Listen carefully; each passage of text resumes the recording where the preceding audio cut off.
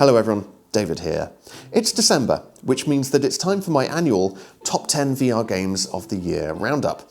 And it's been yet another very interesting year for VR, with loads of new titles released. The only caveat being that there hasn't really been any particularly huge standout AAA title.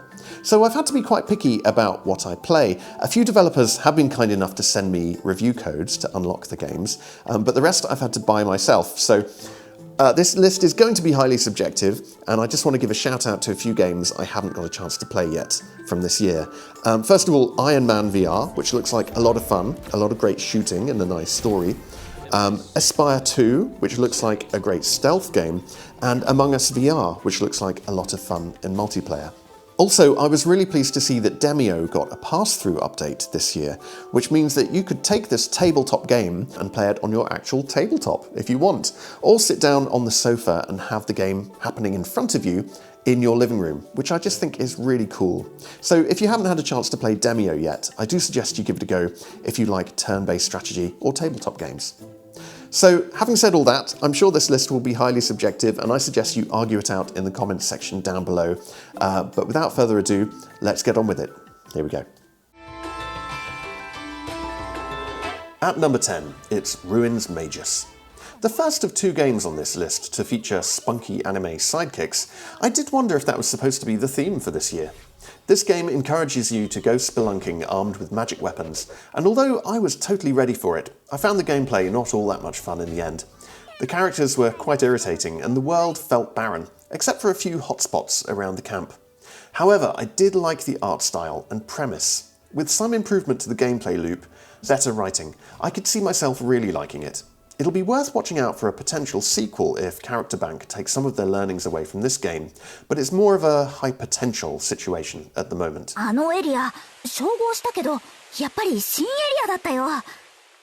Number 9. Zenith, The Lost City. I fired this up and was impressed by Ramen VR's ambition to develop what is essentially a World of Warcraft for VR, but sadly it falls short in a few places. The combat, interface and world all come off looking unpolished, and while I feel like there could be a good game hidden in there, it's difficult to enjoy it in its present form. Props to the developers for getting a lot of the networking and voice chat features right, but as it stands, the questing needs some more work, and I didn't feel drawn into the world, or drawn back once I'd stopped playing after my initial session. If you really love MMOs and want to scratch that itch in VR, this might be worth a look, but I can't recommend it just yet to generalist VR gamers. Okay. You've entered the fractured plane. But now something else stirs from within dark space. Number 8. Anshar 2.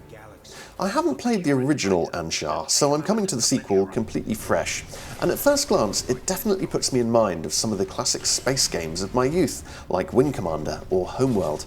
The ships have some of the same boxy and compact elements, while the gameplay strives towards an arcadey, pick-it-up-and-play fun style rather than a hardcore space simulation like Elite. The ship controls are well thought out, you control your ship's rotation using the right controller, and it is very quick and precise to respond. The speed can be increased or decreased by pushing or pulling on the right thumbstick, and you can aim two different weapons by pointing each controller.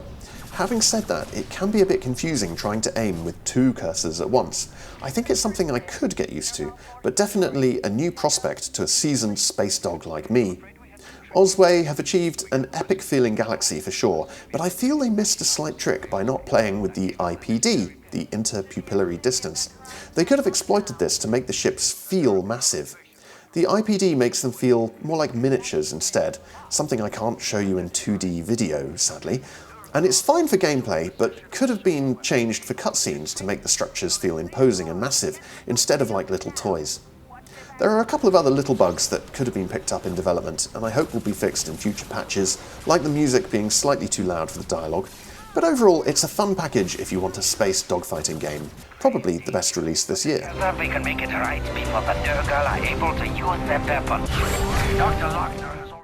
At 7, Dyschronia, Chronos Alternate. Another anime-styled, half-game, half-visual novel. Dyschronia Chronos Alternate is My Dearest Inc.'s latest effort, and shows improvement across the board since their last title, Alt Deus Beyond Chronos, which I reviewed 2 years ago. They sure do like the word Chronos.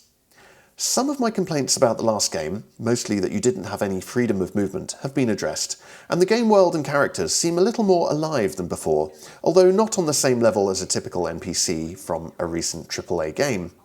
The few interactions you make are smoothly polished and joyfully animated, with glowing neon UIs animating in front of you. It's generally like watching an interactive anime film with some pretty decent English voice acting, although the world still feels very static, like it's just waiting for you to proceed to the next text box, and everyone is rooted to the spot until you do. With a very confusing cold open, it takes a while to get a handle on the story, and at times I really wish it would get a move on with telling it, but the spunky characters are mostly quite fun to be around. The developers are clearly fans of Persona 5, as the almost Bond-like intro sequence belies a nod or two to Atlus's bold, cartoonish style. If you liked My Dearest's recent titles, I think you'll like this as well, and if you were on the fence before, this is probably better enough to make you a fan this time around. If you're expecting a twitchy arcade shooter though, look elsewhere. There! We finished our search! Number 6. Vox Machinae. With its industrial-feeling mech cockpit and stompy walking physics, Vox Machinae really did make me feel like I was inside a giant robot. It originally came out for desktop VR way back in 2018, and the gameplay is intact and still really fun, but you can tell they've had to optimize a few polygons out of the 3D models. In fact, some parts of the cockpit look like they've been put through a poly reduction tool at some harsh settings. But you learn to look past these imperfections, and besides, a rough and ready mech is exactly the vibe they're going for with this story.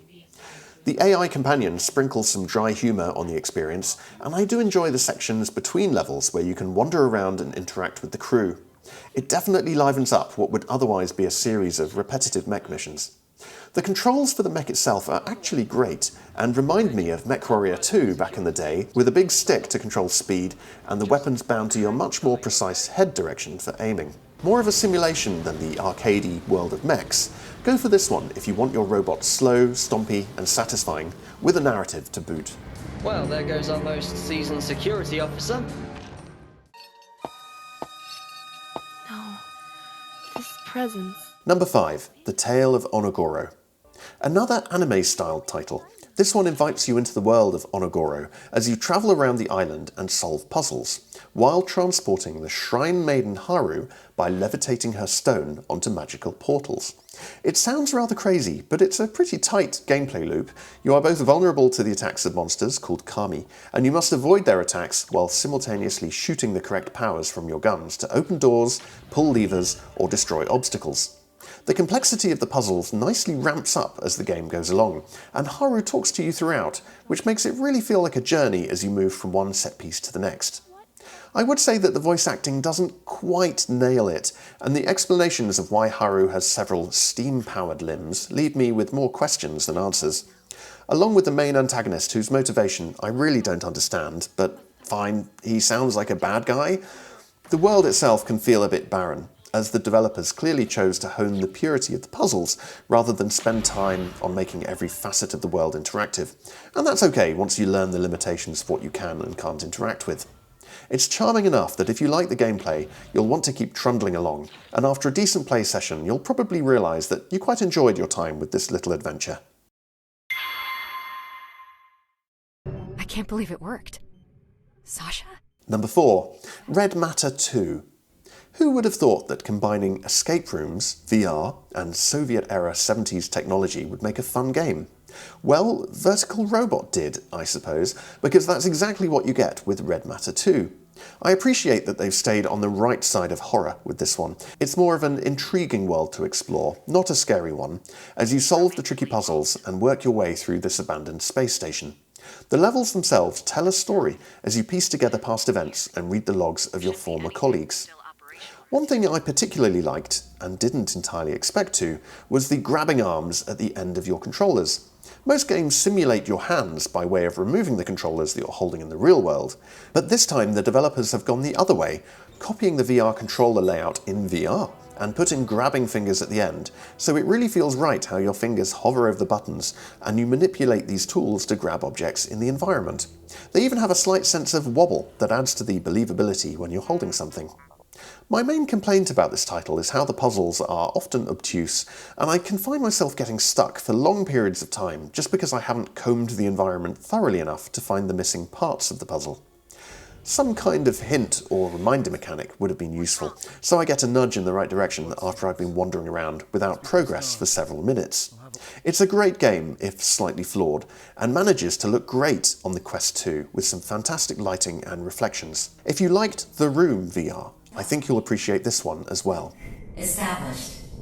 Calculating approach vectors. Number 3. Moss Book 2. If you've seen my VR roundups from previous years, you'll know I reviewed the first Moss when it was released for Quest in 2019, and it made the number 5 spot for the year. Well, the series is back and looks more gorgeous than ever on the Quest 2.